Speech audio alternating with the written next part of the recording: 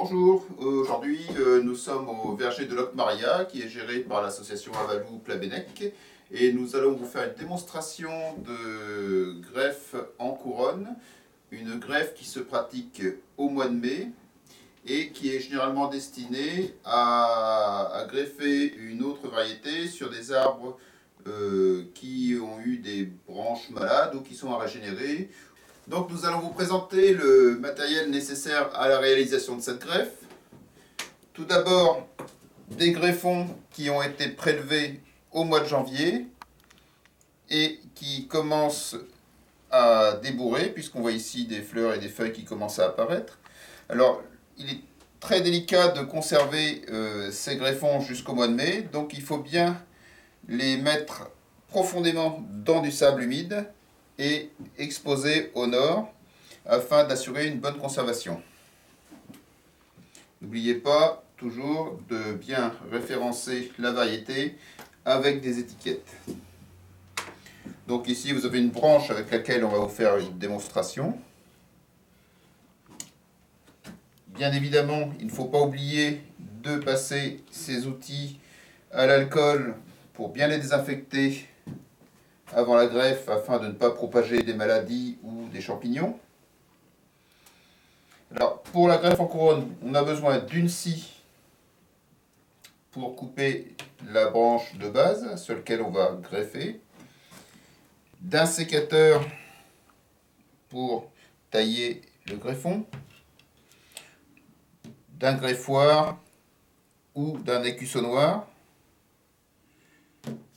d'une serpette pour rafraîchir la coupe de la scie, car la scie fait des coupes inégales, et en rectifiant cette coupe, on assurera une meilleure cicatrisation. Une pierre à aiguiser, du raffia pour attacher les greffons une fois qu'ils auront été greffés sur la branche, de la cire ou du mastic que l'on va appliquer sur la greffe, un briquet éventuellement pour allumer sous la casserole, et ne pas oublier des étiquettes et un crayon pour bien référencer la variété greffée.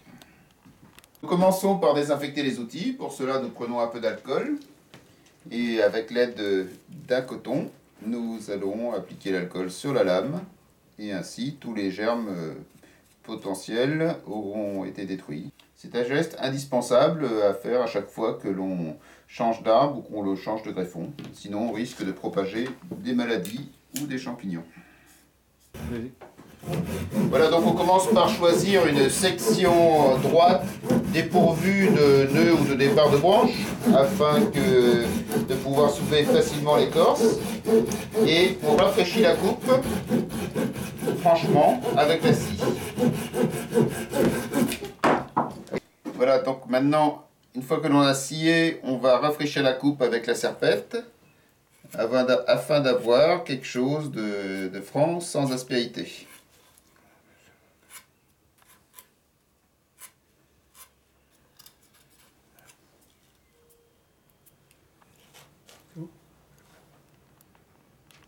Nous allons maintenant préparer le greffon. Donc on commence par prélever le greffon dans le pot. On coupe l'extrémité car les yeux qui sont à la base ne seront pas bons. Et on compte au moins 3 yeux par greffon.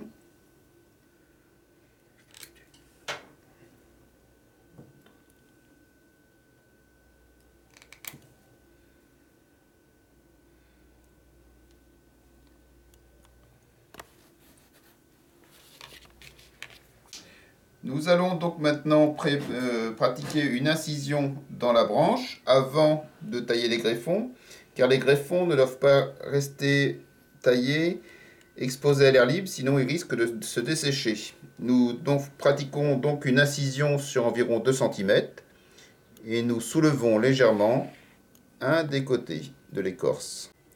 Le décollement va permettre d'insérer le greffon sans forcer. Nous allons maintenant préparer le greffon. Donc nous allons le tailler en biseau du côté opposé au premier œil.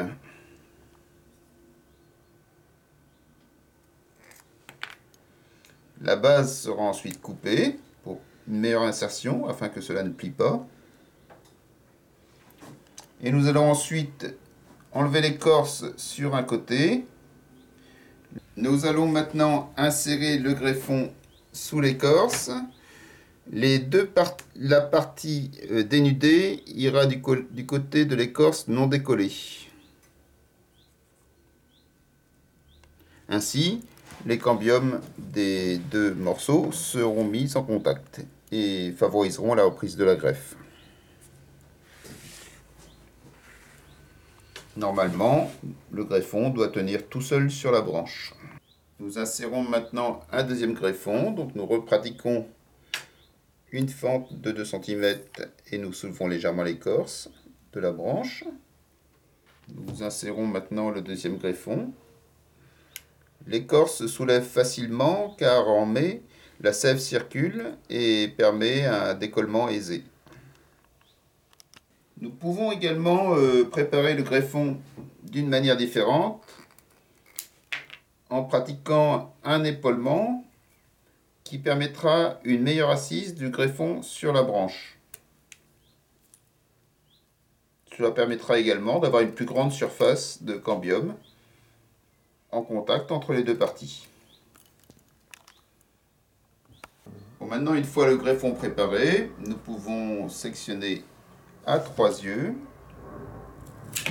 avant de l'insérer sur la branche.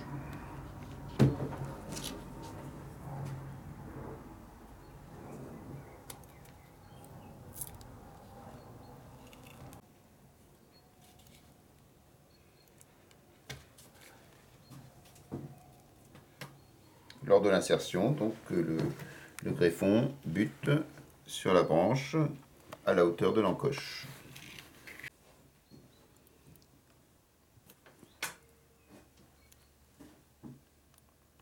Nous allons maintenant ligaturer la branche. Pour cela, nous prenons un morceau de raffia. Nous faisons une boucle en laissant dépasser la petite extrémité. Et nous tournons toujours dans le même sens en resserrant les parties de l'écorce décollées. De manière à ce que les greffons ne puissent pas bouger par la suite.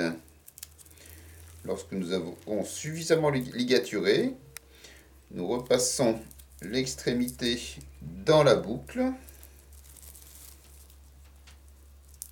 et nous tirons avec le petit bout qui dépasse en serrant très fort. Ça permet ainsi de faire une ligature sans nœud.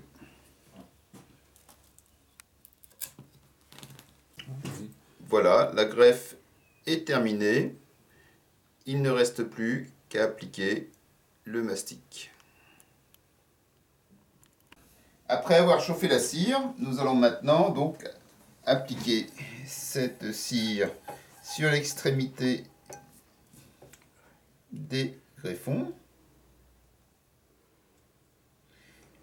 et sur toute la partie greffée. Nous éviterons ainsi le dessèchement des greffons et nous allons ainsi complètement isoler la greffe. Ce confinement va permettre de conserver une parfaite humidité et de favoriser la reprise.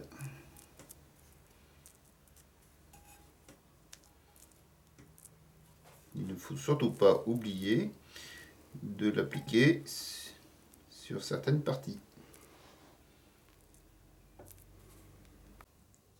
Pour éviter qu'un oiseau, en se perchant sur un greffon, détruise la greffe, on parachève notre travail en lui fabriquant un petit perchoir qui va se superposer au greffon. Et lorsque les oiseaux viendront se percher, les greffons seront ainsi préservés. Pour cela, on prend une petite branche d'un arbre souple, du noisetier ou du saule, Et l'on fabrique une petite anse que l'on va attacher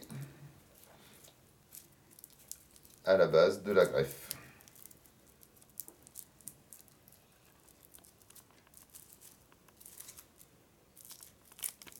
Alors il ne faut surtout pas oublier de mettre une étiquette indiquant la variété et la date de la greffe que l'on va attacher sur notre branche.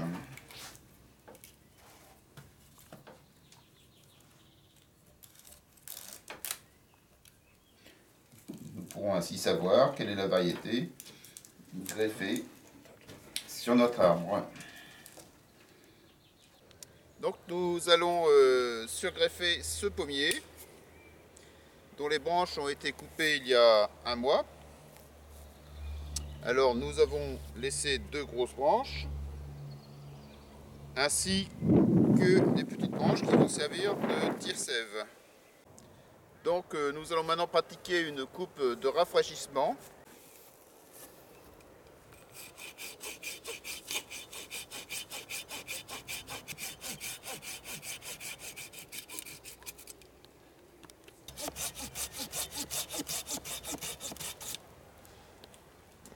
Voilà, surtout n'oublions pas de désinfecter nos outils à l'alcool avant de travailler afin d'éviter de propager les maladies. Nous allons maintenant égaliser la coupe car la scie ne laisse pas une coupe franche et pour une meilleure cicatrisation il est préférable de bien repasser dessus. Nous voyons nettement les différentes parties de l'arbre, les cercles de croissance des différentes années, ainsi que l'écorce et la zone à la limite du bois et de l'écorce. Et c'est là que se trouvent les cellules indifférenciées à partir desquelles s'effectuera la soudure de la greffe. Donc nous préparons maintenant les greffons. Donc nous commençons par ôter la base, puisque les premiers yeux ne sont pas bons, ni les yeux de la partie supérieure.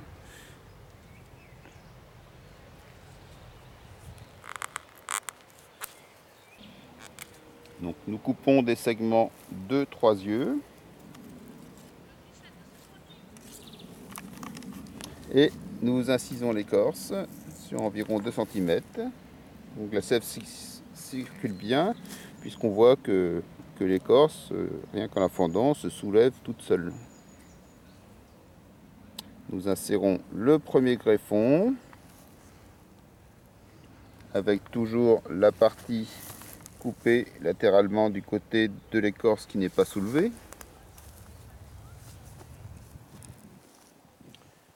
Le deuxième greffon sur le même principe.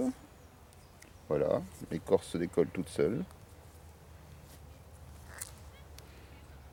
Il ne faut pas beaucoup la soulever, comme ça les greffons vont tenir tout seuls.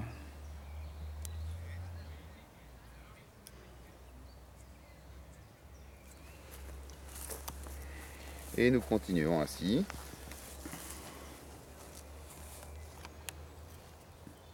Un troisième greffon.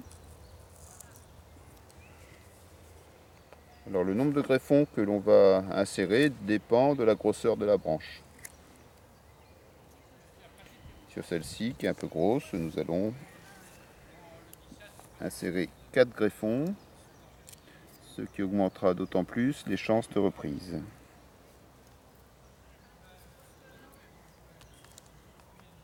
Et voilà, nos 4 greffons sont maintenant positionnés.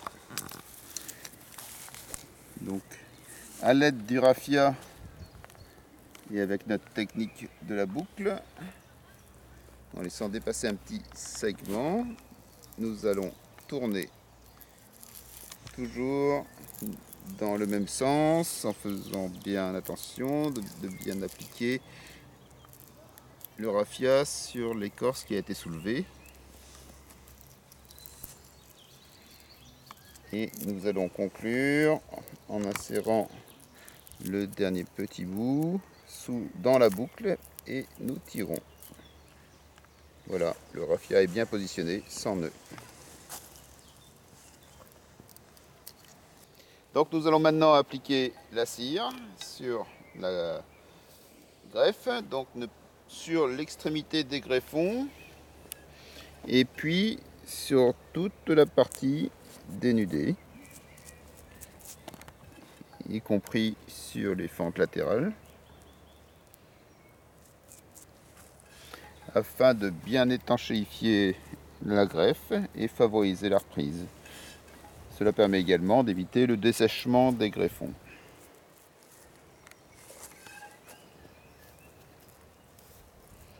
On peut également utiliser du mastic, car il n'est pas toujours facile de chauffer de la cire et de la conserver liquide à l'extérieur.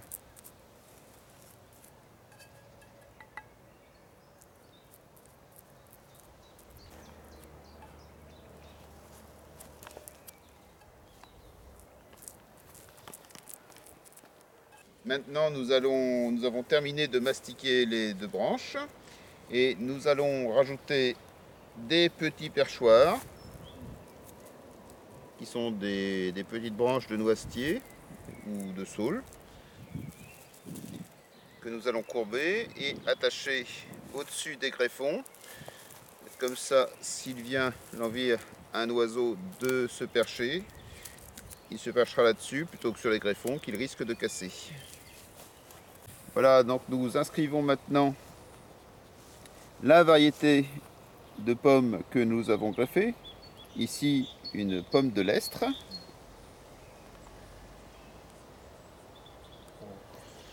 Ainsi que la date de la greffe.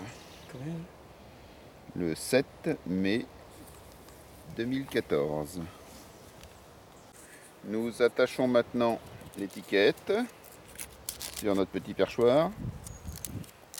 Et voilà, notre opération de greffe est maintenant terminée. Il ne reste plus qu'à attendre le résultat.